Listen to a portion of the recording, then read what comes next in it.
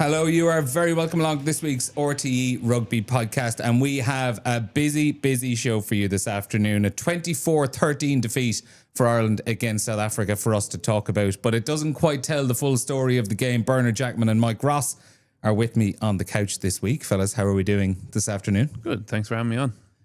How are you, Bernard? Yeah, great. Thanks. Looking forward to this. We all sound all right? No sound issues this week? We do deeply apologise for the issues last week. There was some technical issues here, an update that went awry overnight, and it caused a bit of havoc. But to make it up to you, we do think we have a brilliant show lined up for you this afternoon, because given the way Saturday's game between Ireland and South Africa went, and all those scrum penalties, and how, a couple of yellow cards hinging off the back of it as well, there's no better way to dive in and really do a deep analysis on it. So Mike Ross has come in this morning. We're going to do a big breakdown, get right into the weeds of it, and I think there's going to be a strong bit of debate going on over the next 45 minutes. Yeah, well, the scrum isn't that important until it is, and I think we saw that at the weekend. I think it's fair to say we got put on the rack, metaphorically, by South Africa for about 75 minutes, and, they got a lot of reward off it. And so, it'll be interesting.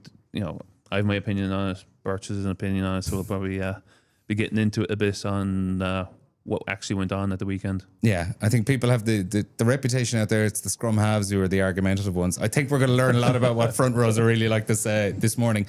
To warn you in advance, obviously, this is a podcast. We also do video. I would recommend, for the day that's in it, if you are a regular audio listener of the pod, to tune into the video that we put up on YouTube, because there's going to be a lot of visuals going on. We've some screen grabs to go through of various scrums from the afternoon. So I would recommend, if you are an audio listener, to check out the video just for today. And who knows, maybe if this goes well, we might be doing a little bit more of this, and we'll see what the reaction is like. So do let us know if you want to see a little bit more of this kind of stuff on the podcast. The basic details of it also, on the scrum specifically, 16 scrums in total. Take away 4, which ended up being reset. Ireland had 10 infringements off 12 scrums, 2 yellow cards, a penalty try, and 2 tries directly came off scrum advantage then as well. Bernard, you tweeted this the other evening. Some of the reactionary punditry to this Springboks' awesome display of forward power on Saturday is hard to take seriously. I would hate to see the scrum depowered, and the Irish players and coaches will be the same. Just because one team is brilliant in one area, why would you dumb it down rather than everyone striving to get better? Absolutely. I think some of the post-match reaction, some pundits like talking about the scrum feed, talking about the referee, talking too much, talking about depowering the scrum, etc. It just comes across as crybabies, really. Like, this isn't the week to talk about a scrum feed not being straight, I don't think. If you're an Irish rugby fan or pundit, that wasn't the factor in the game. It's something that potentially you can look at again, but I don't think it's relevant to what happened on Saturday. I think what we need to do is we need to analyse the game, see where Ireland fell short, see what Ireland did well. Absolutely, they showed loads of character, but try and compare both teams and understand, is there any chance we can ever match that or find areas of weakness or learn from it. So when we play them in a year's time, back next November, that area of the game, which was mainly the scrum, to be honest, doesn't become the talking point or the Achilles heel for us. And I think that's why it's great to have Rossi here to actually look at technically, tactically what Ireland didn't do or could do, or what the referee let South Africa do that was relevant to actually an unbelievable domination. I just think the Irish players won't be looking for World Rugby to save our ass here. We just got to get better at this. You know what I mean? And it's fixable. There's definitely tactical things that we can implement, and we have to. I said we're never going to be like South Africa in the scrum, and Rossi will follow in on that. But it shouldn't be an Achilles heel for us like it was at the weekend. And again, I understand you're up against an unbelievable pack, and when we look at some of the clips, or the footage, we'll talk through why they're so good in that area. But yeah, we just got to accept it. We got tooled up. It's not nice. It's horrific, especially if you're a front rower.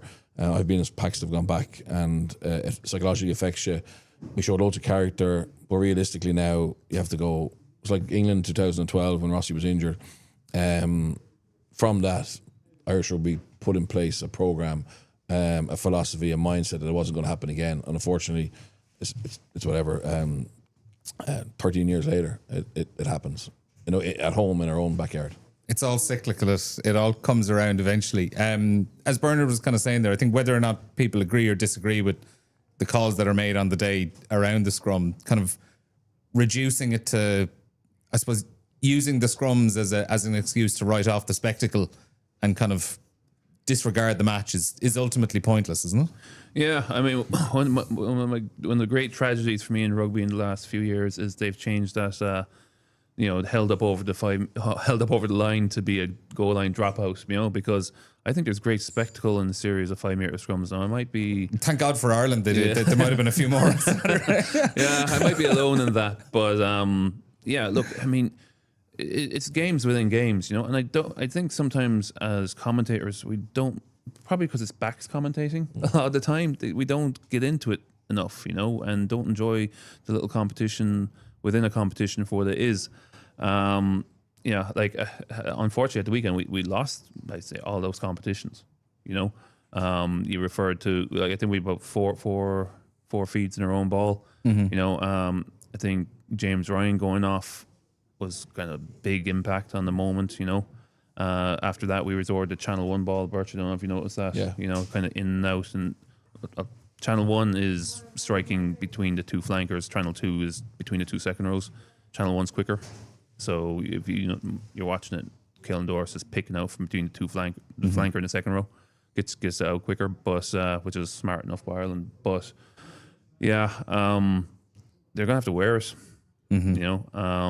And to be fair, I mean, 2012 I think precipitated Greg Feet going around the provinces, getting an alliance scrum program. I know that in the last year or so, Seamus Toomey has been brought on board as a kind of a pathway director for props, and he's produced a lot of good props out in his former role in Blackrock College. So, hopefully this is just a blip, but it does kind of, it's a salutary lesson. To be honest, I'd rather learn it now than in 2 years' time in a World Cup quarterfinal. Well, look, there obviously were some costly scrum penalties in that World Cup quarterfinal against New Zealand as well. Yeah. So it's it's not a one-off as a day. It has cropped up before. But before we get into some of the specific scrums, a couple of questions from social media. This one from Ordinary Fan Guy, and Mike, I think you kind of alluded to it as well. Did the Ireland scrum crumble due to James Ryan going off before his card? I'm pretty sure the scrum held up. Not sure about that part. But when you lose a 6 foot plus guy with 18 odd stone, surely this has an impact. Add the cards and you have a makeshift scrum against the world's best. So ultimately, how big of an impact was James Ryan? I think it had a sizable impact, right? Now, I'm not saying that we wouldn't have conceded penalties or, kind of lost the scrum battle with him in there, but it wouldn't have been as bad, I don't think, right?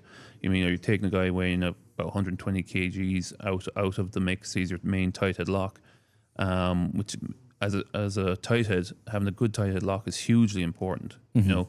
I don't know, when I was playing the amount of bad scrums, I was saved by the presence of a big man behind me.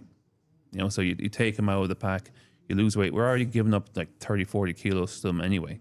You take him out, and now we're giving up, 50 kilos, even with Bundyaki packing down on the blind side. So, yeah, and the fact we didn't have a second row like Ian Henderson, for example, on the bench, was a selection decision I don't think we'll make again.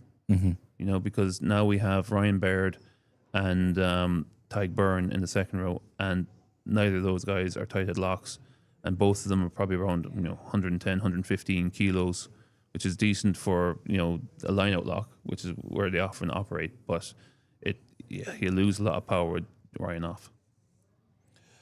Yeah, I think I agree with Rossi. When I was coaching Grenoble, we had Paul Willemse, the French lock, as a tight head lock, and in fairness, it made a massive difference to our scrum.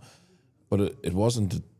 It didn't mean we had a decent scrum every week. Everything else, technically and tactically, had to be right. But it is an important tool, and we don't have that profile. Joe McCarthy is our best, and Adogbo hopefully comes through. So we might have two available for the Six Nations. And that certainly would be part of it. On Joe, though, sorry to interrupt. Does Joe consistently pack? No, he doesn't pack down on the tight side. He's that profile that potentially we have to develop to make sure we've got a production line of them, that the next cab off the rank as such. If that's what we decide is part of the issue, okay? And I think with Rossi, it is the issue. The most important scrum of the game is the first scrum. okay, because that sets the tone, okay? So anything that Matthew Carley has in his head, and lots of people are blaming him, I actually potentially got a couple of calls wrong, but generally it's the law of the jungle. Okay, if you're going forward, you get the rights, and that hasn't really changed that much. Okay, and particularly if you're going forward at the speed that they were going forward, it's very difficult to expect them to stay straight at all times. Okay, so the thing is not to go backwards, right? And unfortunately, the first scrum on their ball with James Ryan, we showed a serious, there's a tactical weakness, and we got hoovered back. Now, Mike would argue that it was illegal, and that the tight head is angling in. I'd be disappointed in any tight head who didn't take that space if it's given to him or if they've earned it, right? So there's a couple of things that we need to look at, and this isn't knocking the Irish front five, this isn't knocking the Irish pack. These lads have done more than I could ever dream of in their career, whatever, British and Irish Lions, etc. But our job is to analyse this game and try and work out where the fault lines were. And unfortunately, the first one painted a very negative picture of Ireland, and we were up against an opponent who were absolutely ruthless in wanting to embarrass us, rub our noses in it for the course of 80 minutes, and to such an extent forgot about scoreboard pressure and everything. It just became obsessive, and that's why this game became about scrums more than anything else. It was, one, you had a dominant pack, and two, you had a pack and a team with a mindset of they were going to destroy us there and put a screw in our head, and I think that screw was put in our head. But obviously we have a chance over the next year and 2 years to try and make sure the next time we play against them, it isn't such a weakness. Question here also from Martin. Relating actually specifically to what you said, but the one thing he can't do is go backwards. How possible is it to get totally beaten in the scrum without giving away a penalty or a free kick? He says it's incredibly rare now that teams go backwards, even if they're on a final warning for a card or penalty try.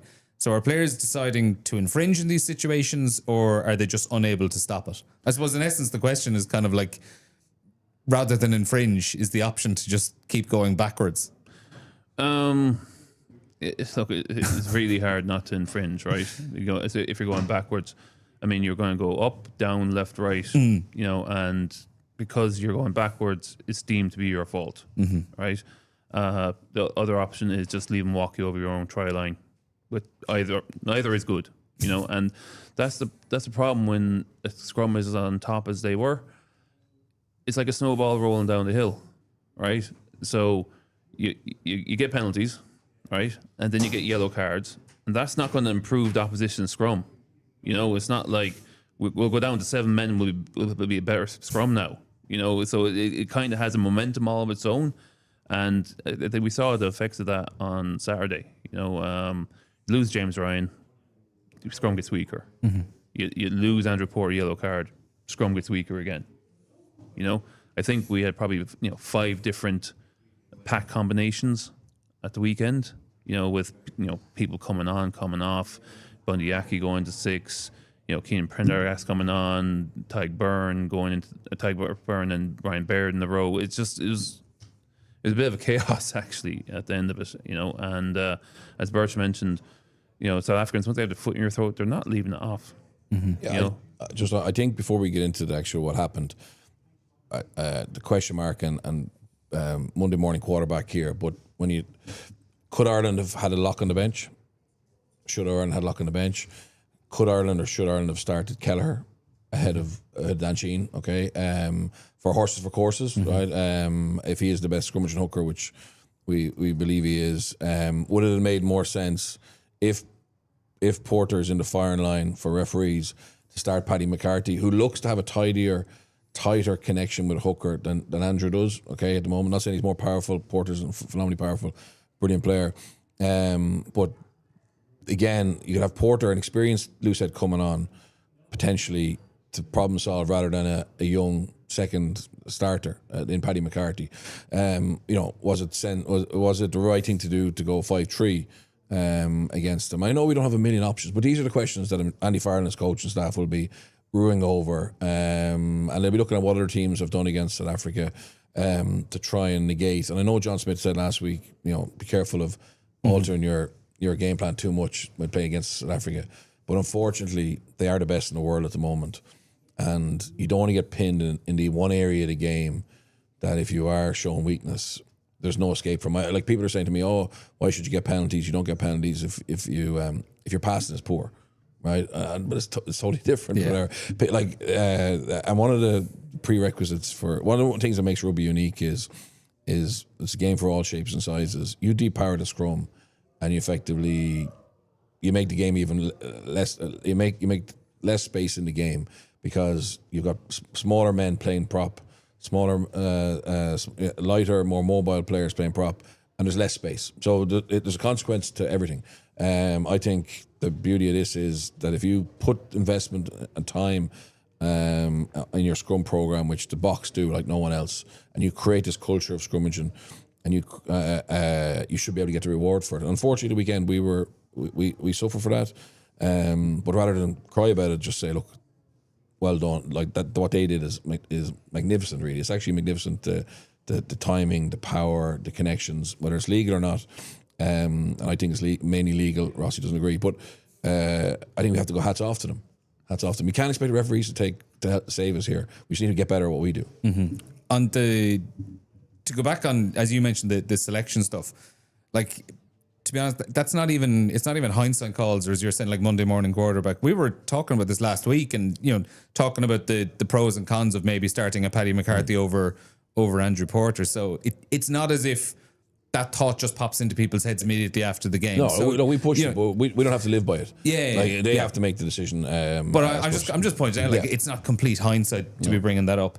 The one last little question I'm going to throw in before we get to the examples, and this one is actually from myself, and I'm interested to get your thoughts on it. Where let's take, for example, that first set of scrums in a row when Ireland are pinned back on their own line. Given the way the laws are at the moment, it's probably very hard to allow yourself to do this in the moment. But if you're in that Irish front row, is there any part of your mind that thinks, if I just shove on this a little bit early, I'll give away a free kick and they can't take another scrum? Or is that actually have I just proposed the coward's way out of this? Yeah, well, look, I mean, save yourself the bother the bother of 3 scrums on your own line and a yellow card. Yeah, actually, that's not a bad idea. Completely against the spirit of it, but I mean, Razzie would do it, would he? Probably, I mean, like, if he found a loophole, it's part of what would they give it? Would they say, right, you've been under pump? Is it a full penalty? Can they give a full penalty for something messing like that? I don't know. Generally speaking, they'll give a free kick first time around. Second time around, it'll be a penalty. So you can only use that. You can only use that joker card once. But I don't know. The reason it popped into my head is from watching the Women's World Cup final, or Women's World Cup quarter final, Ireland against France. It was late in that first half. Ireland's scrum was incredibly dominant. They win a penalty 5 meters from the French line. They decide they're going to take a scrum. It turns into a free kick immediately, and all of a sudden, Ireland's only option now is to tap and go 5 meters. Essentially, they're in the exact same position. They have the same penalty as such, but it just got downgraded to a free kick. Yeah, that's another back making that rule now. I had forgotten about that rule, to be honest, because it came in after I finished playing. But yeah, certainly could have been an option. I mean, the other one that was used before is feign injury, or not, but look, I'm glad we didn't. Yeah, I'm glad too. Yeah. So, because, I mean, rugby is kind of like discovering what type of person you are sometimes, and taking that way out, well, it might have been clever. And maybe, if there's something on the line for it, you might look at it. But, I think I wouldn't like to see it. Yeah. No, me either. Plaster over a gunshot wound, really, is it? Yeah. If it gets you out of a hole, maybe once. Now, let's move on to a couple of examples here. Just bear with me while I get our first scrum up here. So this is the opening scrum of the game we're looking at here on the screen. 9-minute mark, South Africa scrum just outside their own 22. They're leading 5-0 at this stage. This leads to a penalty advantage for South Africa, which doesn't get cashed in. They move 20 yards up the field. Penalty advantage is over. Ireland win the ball back. But this is the first example of the scrums that you wanted to talk about. Tell us, in each of your opinions, what are we looking at right here? Because the scrum is it's like modern art, isn't it? Yeah, everyone can have an opinion. First of all, I hate using stills, but maybe we can sort that problem out at another stage. So, basically, this is this kind of is in a snapshot what went wrong, right? You can see Sheehan's up in the air, right? Porter's turned in. Dutoit is inside him. Marks has done his job and put Sheehan up in the air. But the very first scrum, as Bert says, set the tone. Okay, and in my opinion, this is probably the one that verges on the edge of illegality. Okay, the rest of them, they're probably fine-ish. But here, they win the hit. Okay, ball comes in fairly quickly and they go, right? And what they've done is they've broken the spine of the scrum here, and the spine is the joint between the hooker and the loose head. Okay, so Marks has gone after Sheehan to disrupt his shape. He's made space for Dutoit to go in and under him, and that is the result. Now, I was arguing with Birch over this because I feel Dutoit's on a big angle here, right? Usually, when you're playing tight head, you try and get into this joint, go at 11 o'clock. I think he's at 10 o'clock here, going across. But anyway, right? It's an English referee, used to refereeing in Premiership, where it's a bit of a devil take the hindmost.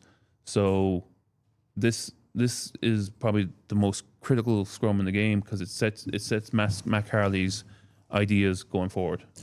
Yeah, so my opinion on this still shot, and as I agree with Rossi, it's more interesting how we got here. But when you get to this point, and look, I'll point out as well, we're not able to use the clips. No, sure. Yeah. What I will be doing though, I will tell you exactly where it is in the match. If you have the option to go back on the RTÉ player and watch this, you can pick it out. 9-minute mark. Yeah.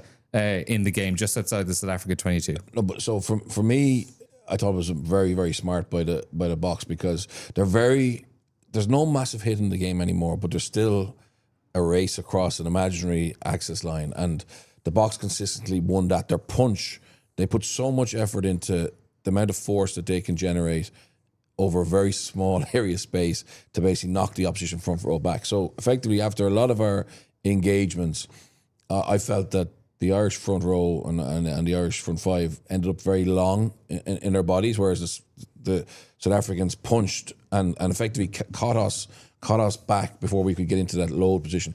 And on their own feed, they fed it very quickly, right? They fed it very quickly. So they never had to regather momentum, and they basically just were unbelievably quick at exploding. What you have here at this very moment is a disaster from an Irish point of view, okay? Because you look at Sheehan, he's up. Porter now is actually effectively, his weight is nearly helping Springboks go sideways or slightly forward. Ryan Baird is negligible. Ty Byrne, number 5, look at his body angle, look at where Caelan Doris is there. But that starts with, I suppose, for me, Andrew Porter and Dan. So Dan Sheehan's role is to deal with Malcolm Marks, okay, with his right shoulder, and close off that space. So Thomas Dutoit, the loose head, tight head, has no space to get into. So him and Andrew Porter need to keep Thomas Dutoit straight-ish, as straight as they can, and not let him into that gap.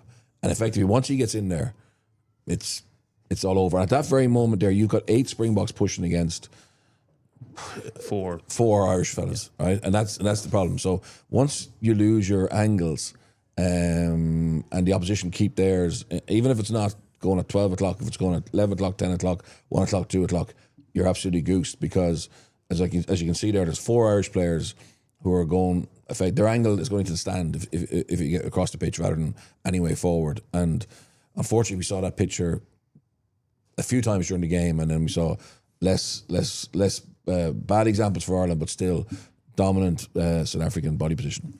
Yeah, and that's what I'm talking about, breaking the spine in the scrum, because what they're trying to do is create a 3-on-2.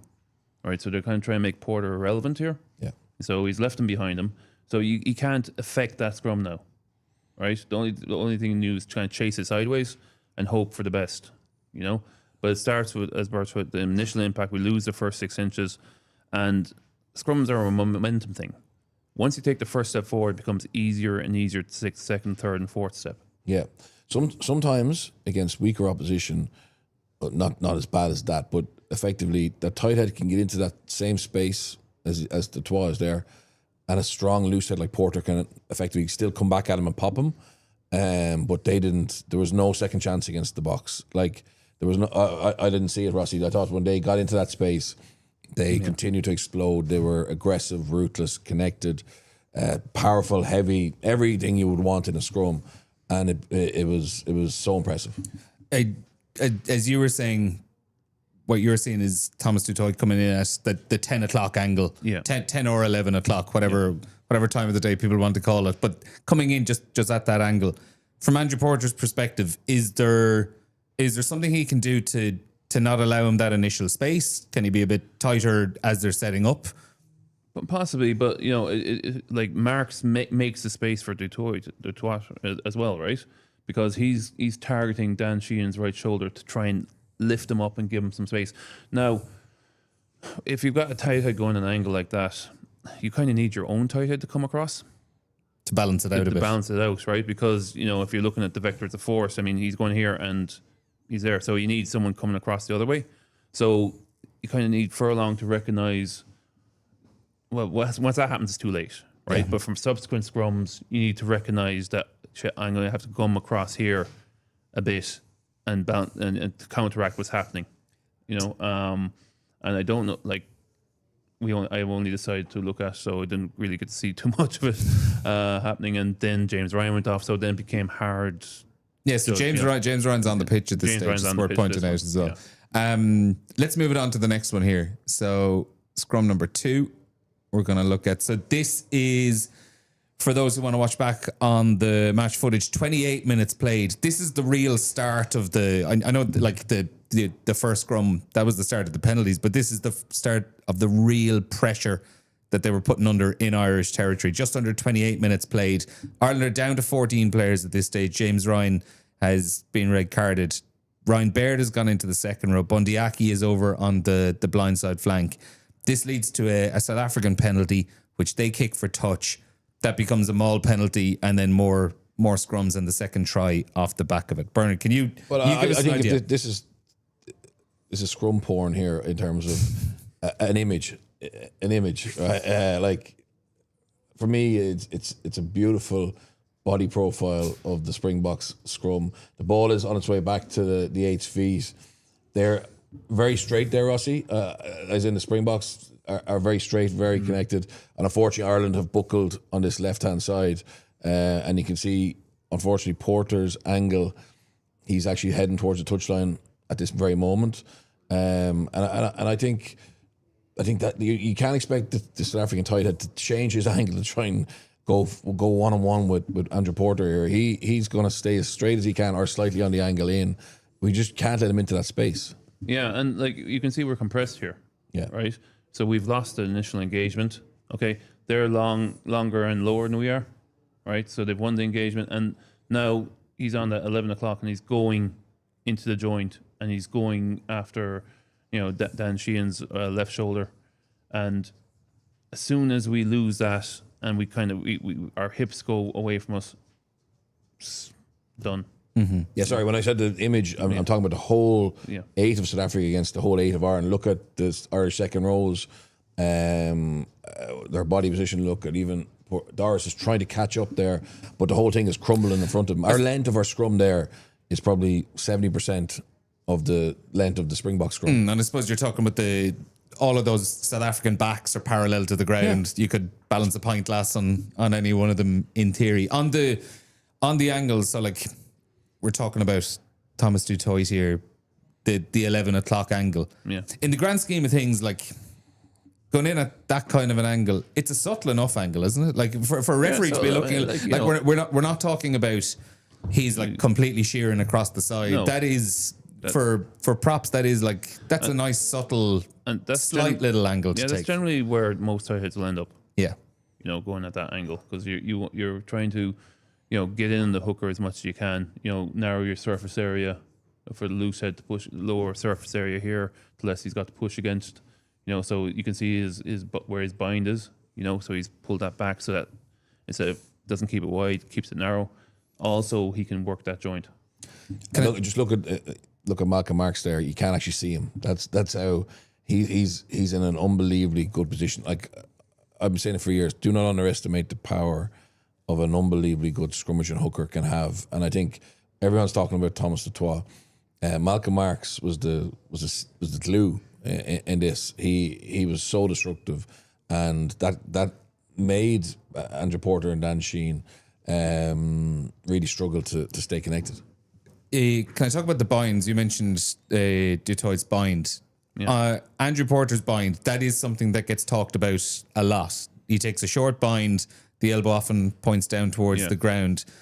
I know from the chats we were having yesterday leading into this, you have your own thoughts on that bind. I mean, like referee.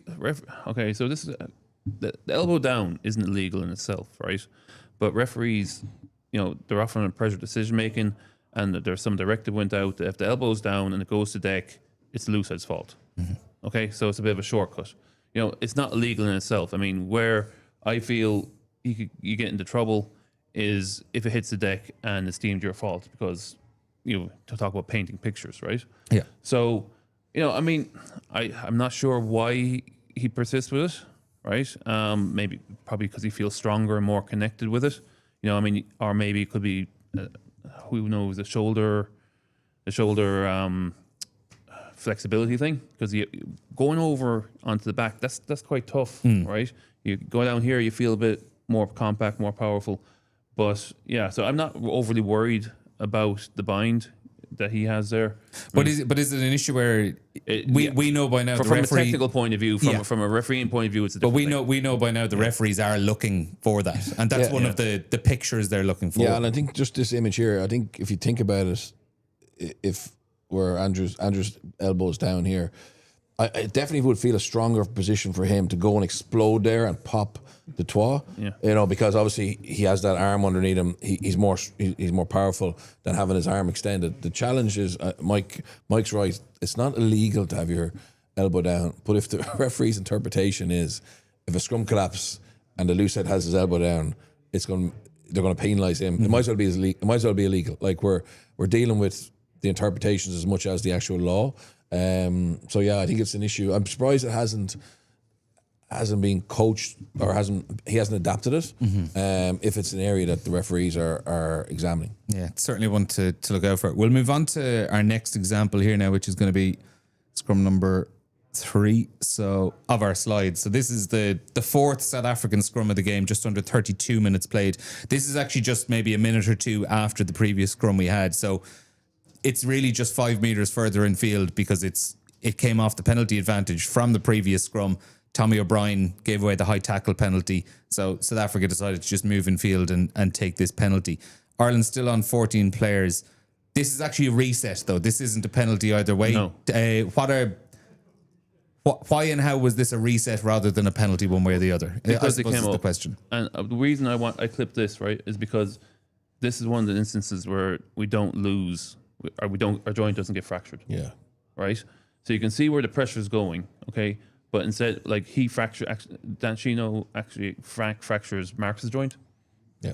Right? And it gets reset because everyone comes up. And I would think now if we're doing it again, we'd probably do this a bit more. 100%. So instead of going back, let's drive up, and make the referee make a decision. Mm-hmm. Because it's very easy to get a penalty given against you if you're going backwards. If it goes up, it comes a bit more of a lottery.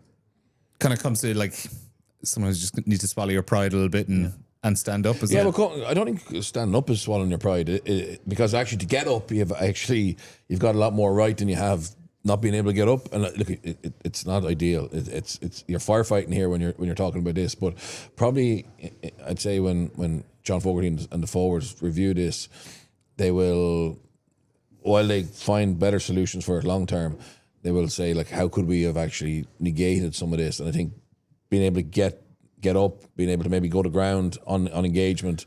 The scrum was nearly too clean from an Irish point of view, even though it was horrific, if that makes sense, in that we were on the back foot all the time rather than actually making the referee make different decisions. Mm-hmm. It was a lot of the same decisions because it was the same picture, if that makes sense. And it's not ideal, but it's what you might have to do until you have a pack who can manage them. There's a motto: go left, go right, go up, go down, don't go back.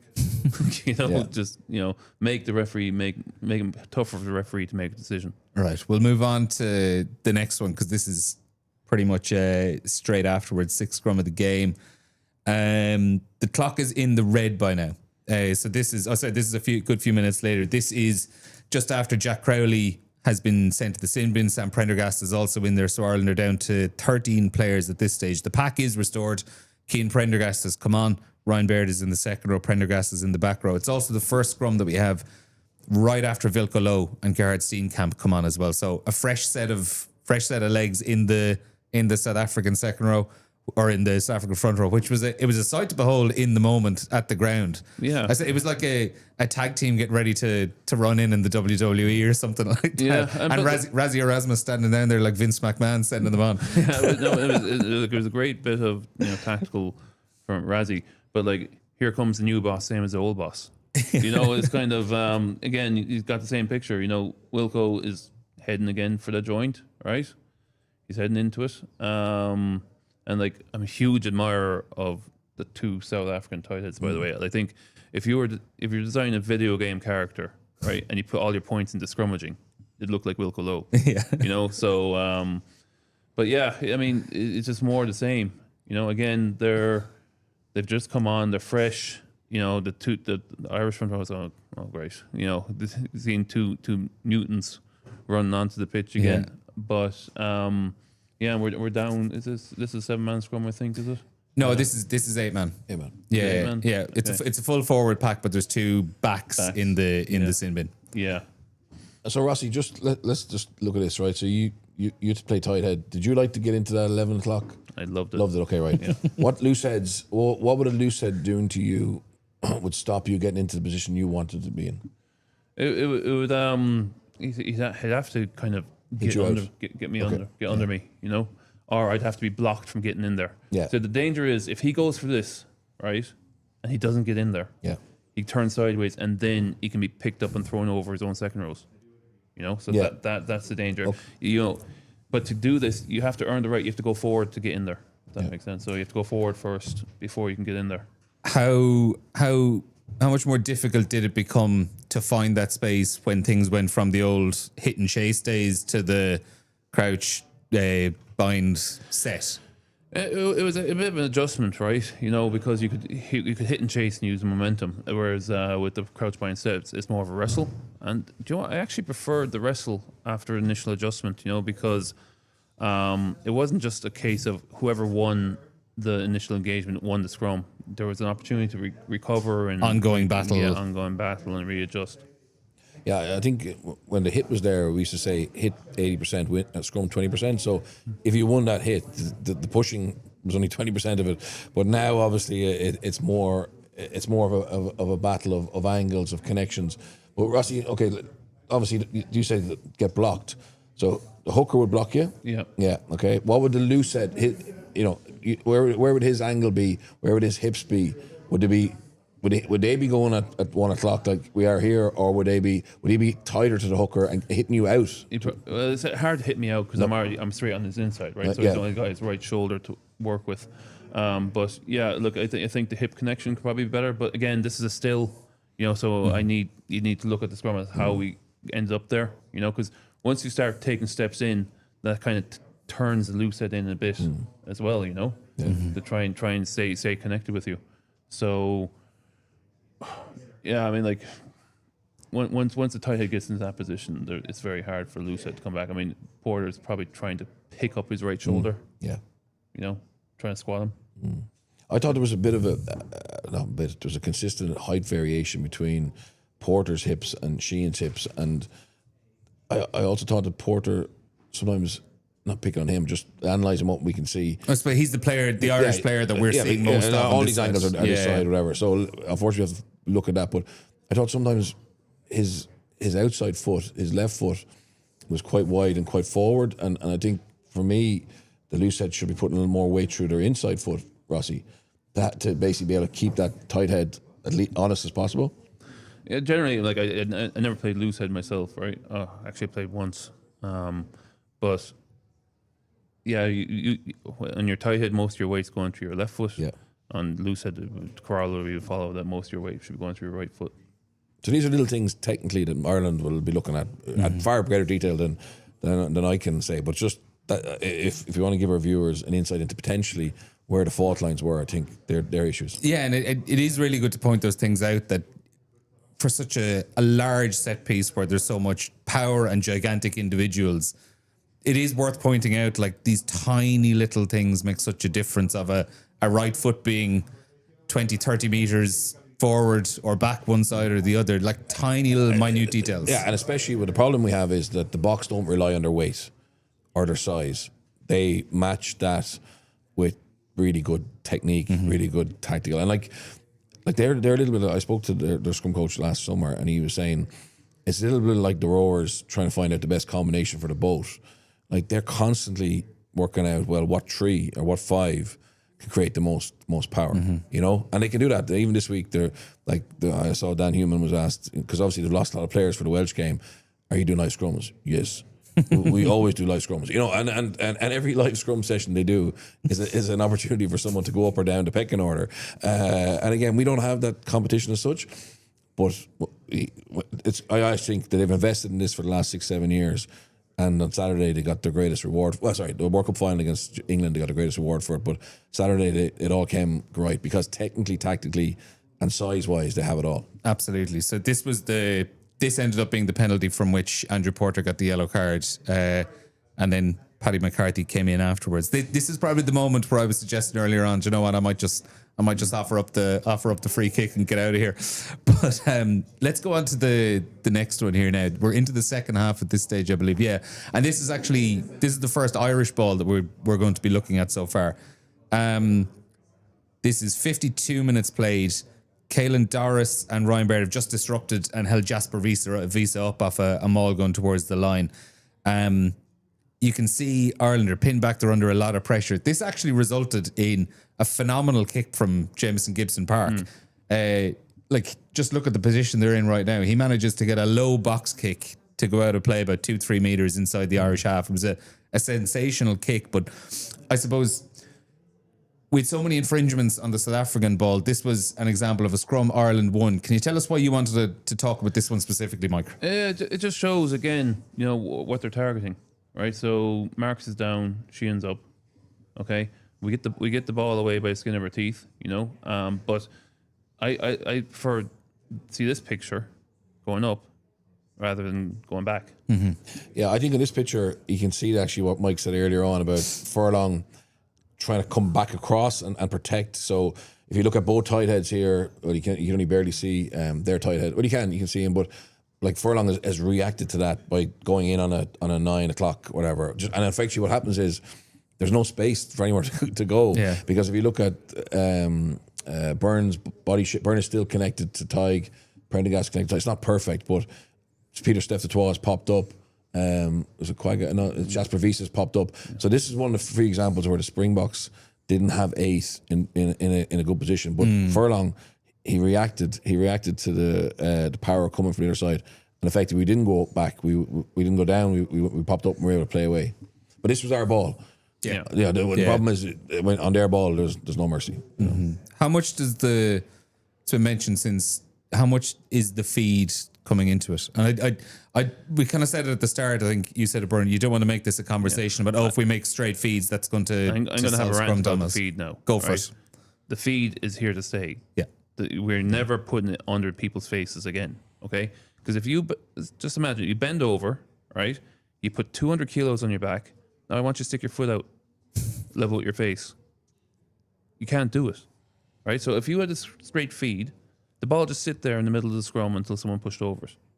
And for Irish people, Irish fans saying the feed, that's fine. They may have a love for the feed globally, but it wouldn't have helped us at the weekend. It actually make it worse. Points. No, it would actually make it worse. It would make it worse because effectively when we struck for that ball, they would have had 8 against 7 for that second, and we would have pushed. We were able to win our own ball, like under pressure. We won our own ball, so it's not the solution at all here. It's something that unless you love the craft of the 9 putting the ball in and the hooker striking it, I don't think it's significantly going to come back into the game. No, because like first of all, the rules say you can have a shoulder closer to your own side of the scrum when you're putting the ball in, and second, if you just look at how the scrum has evolved, I mean, the idea of the old-fashioned honor battle of hooker striking for the ball, you can't do it. I mean, the size and weight of those guys, if you take your foot up and you try and put it up near your face, you're going to get crippled. Like, do you genuinely think we'll say if a referee decided tomorrow morning, I'm only enforcing straight down the line scrum feeds, it actually becomes a safety issue? It'll sit underneath the front row's faces, and it'll be whoever can win the scrum battle. Yeah, or you'll have a lot of collapses. You'll have a lot more collapses. But like both teams, if no one goes forward, someone will eventually just crack it, and it'll everyone the 6 front rowers will end up in their face. You'll have more scrums. More scrums. Yeah. Might not be over. Right. This is the last of the images we have here now, and I suppose this is the second yellow card of the game. This is where Paddy McCarthy gets the yellow. So the context around it, just on the hour mark on this, the 14th South Africa scrum of the game. God save that they ended up having 16 scrum feeds. McCarthy, Beelum and Kelleher are all on the pitch now. Cian Prendergast is actually in the second row because Ryan Baird has just gone off injured. He's in the second row with Tyke Byrne. Just before this, we actually had a reset, and it was the previous scrums leading up to this. There was a collapse before the ball is in. Reset, then another collapse even before the ball is in, penalty. You can hear Matt Carley actually speaking to Caelan Doris and Paddy McCarthy just before this scrum, and you can hear him say he must engage with his head above his hips. It's 2 scrums in a row. He's not giving me a lot of options. Scrummage up, please. So the warning signs have been there, and the result of this is another collapse. It seems to go down on both sides, and it ended up being a penalty and yellow card for McCarthy. I put this on because clearly when the second front row came on, they've been instructed to scrummage lower. Right, so you look how Finlay Beelum sets up. He's like, his knees are nearly touching the grass, and he's getting long just to keep it very long, straight, just square straight and lock it out. You know, so and it goes straight to deck, but it's not going back. So they are trying to problem solve on the fly here. Okay, but again, it doesn't help that we're probably outweighed by 80 kilos at this stage. Yeah, and on this image, I totally agree with you, Rossi. I think one of the areas they would have said we didn't do well in the first half was we didn't control the height. We allowed the Boks scrummage at the height that they were very comfortable and very powerful at. So that was something that we definitely can improve on. Here, when we made change, we did get the height right. But again, like look at Andre Esterhazen, he's their hybrid. His body position is pretty good for a fella who hasn't spent his whole life on the back of a scrum. And then their second row's body position is exceptional, I would say. But yet Ireland, this is here at least we're making the referee make a decision, and unfortunately, you bring it to that height. The scrum collapses a bit earlier in the game. He doesn't obviously give a penalty, I don't think, but it was just in his mind. He was just getting so frustrated with Ireland for the consistent amount of penalties that we'd shown, and we get penalised again. Yeah, but Andre Esterhazen, he's a 120 kilo centre that plays at a flanker. 120 kilos. That's way over some of our tight head props. Yeah. I thought it was really interesting actually. This is a sequence of about 3 scrums in a row, and this is the last one where Paddy McCarthy gets his yellow card, but it was either the one previous or the one just before that.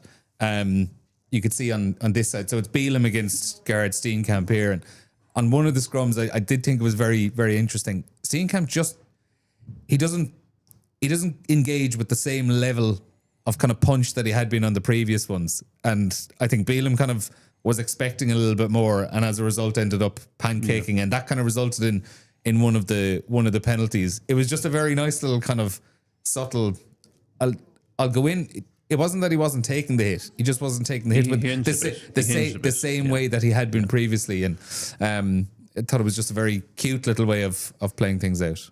Yeah, but I think every scrum will be slightly different. They'll have multiple calls, multiple field. They react, and it's gamesmanship as well. It's not just weight is massively important. I don't doubt it for a second, but I think at the moment what we're seeing is a scrum who's unbelievably comfortable, confident, tactically flexible, and put on one of the greatest scrummaging displays at test level in the last couple of years, I think. And unfortunately, we were the ones who faced it and couldn't come up with an answer. So that's the last of our examples we're shown here. To wrap it all up, what is the solution? Do we need more big meaty fellas in the front row? Do we need better technique? What's the short term fix and what's the long term fix? Look, I don't think there's many teams in World Rugby. I think probably mainly only South Africa. Yeah, no one else. No one else can do that, right? So I'd be keen to. We don't need a knee jerk reaction here. Okay, it would help if we kept 15 players on the pitch. You know, it would help if we had a backup tight head lock on the bench. Okay, or someone who could play tight head lock. So you know, if you've Joe McCarthy and James Ryan in the same second row, then both of them can play tight head lock. Okay, so if one goes off, the other one can fill in. But I think it is a salutary lesson that, you know, the scrum still matters. It still matters big time. And, you know, I mean, I'm not massively worried about our prop factory. You know, I mean, I mentioned Seamus Toomey's on that now working, and I see some good young guys coming through. You know, I mean, I look at Leinster. You know, you see the likes of Niall Smith, and you've Andrew Sparrow, younger. You know, obviously Thomas Clarkson has come through. You look over at Ulster, you've Wilson coming through there. Down in Connacht, Fiach na Barrett. and down in Munster, there's another big. Do you remember Boks? Boks, Rowan Fox. Yeah. So there's some big boys around, right? And that's just the tight heads That's as just well. the tight heads. Rossi only cares about tight heads. Loose heads are basically back rows. Yeah, but like loose heads, you know, Paddy McCarthy, Jack Boyle. Yeah. You know, there's who've been capped already. You know, so they're coming through. I mean, see the problem. You know, why are South Africa so good? Because they've a population of about 80 million people, and they have a scrum culture, and they have the genetics to do it. You know, they you know, the big Boer farmers. You know, which those guys, you know, Du Toit and Wilco Low. You know, good Afrikaner extraction. You know, and they love the scrum. They live for the scrum.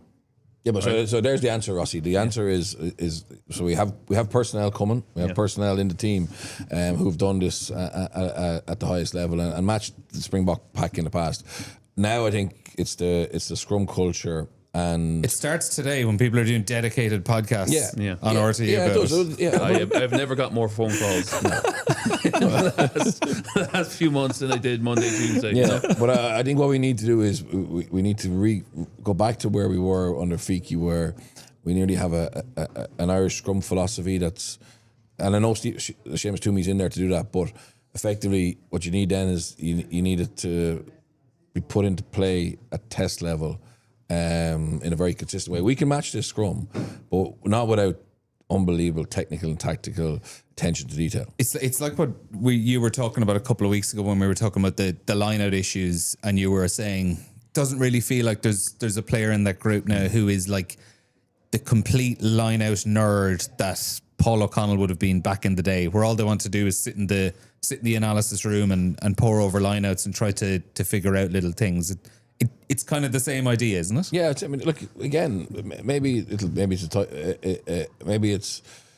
we reward or we have our best scrummaging props or pack, and when we come up against the France away in the Six Nations, if we feel that they're geared up towards that, or we play South Africa, that they basically that's their day, you know, like they do. They pick horses for courses, and it's hard to expect all our players to be brilliant athletes, brilliant ball players. We don't need them all to be, you know, for certain games you need to be able to secure primary possession or not give away penalties in an area. So that's something that I'm sure will be one of the things they look at. But again, what's going on at provincial level? How important is scrummaging? What's going on in the academies? You know, are we just looking for that mobile front row or the mobile second row rather than someone who in time can be a really good set piece forward as well. Like it's going to have to come from, this is nearly not a national emergency, but this is something that you can't just park it again. Because if we park it and ignore it, not saying they would ever do that, but if we do next November and potentially at a World Cup, maybe it's not South Africa exposing us. Maybe it's the All Black. Like our scrum was under a bit of pressure in Chicago as well. It's never been tooled up like this, but I don't think it's a dominant scrum, and hasn't been for a long time. In terms of winning matches with your scrum. Yeah, I mean, like one of my bugbears is we produce a lot of players out of the school system, right? let's say 90% of the players are coming out of the school system, bar, you know, some like Osborne and Furlongs. But and what's valued at the school level, because there is no penalty for having a bad scrum at school level. You know, you push 1.5 meters, and so, you know, the coach is there, and, you know, what you incentivize, you produce. Okay, so if you're rewarded for having skillful mobile props and not big scrummagers, then that's what you're going to produce, you know. So I'd like to see, you know, pushing more than 1.5 meters, you know, gone from, say, under 16s up. Yeah, I agree. I think on 20s level in Ireland, maybe I'm correct in this, but I don't think you can score push over try from a 5 metre scrum. So there's still that handicap, or like at under 20s level. So it's one thing at schools level, but like some 20-year-olds can play professional test rugby. So again, maybe these are little areas. We need to reward scrummagers. We need to reward teams. Like I did a coaching conference in Stellenbosch last year for schoolboy coaches, and the amount of head coaches who are ex-props. You know, it doesn't really happen here, like at the same level. Like they have this. You can build a reputation on your love and to play coach the scrum in South Africa, whereas here it's seen as a restart, and turning that around. It doesn't have to become the be all and end all. We still want to be a team who can play, but you can't give up what we give up on Saturday, or even half it. To be honest, even half it. If you give up half that against England and France in the Six Nations, say goodnight to your chances of winning the match. Absolutely. Moral of the story, the scrum still matters. Fellas, thanks a million for joining us. It's been brilliant. We will revisit some of the other talking points from this November block, probably next week, because there's a World Cup draw happening this day next week. I'm sure we're going to be talking a lot about it, and we'll get into some of the other bits, like the general game plan, the discipline. A card a game across the last 22 matches since the Rugby World Cup has to be spoken about. But Bernard, Mike, thanks a million for joining us. This has been brilliant. If you did enjoy it, let us know on the YouTube comments, and we'll try come up with some other of these maybe dedicated analysis podcasts along the way as well. But thanks for watching. Thanks for coming in, lads, and we'll speak to you again soon.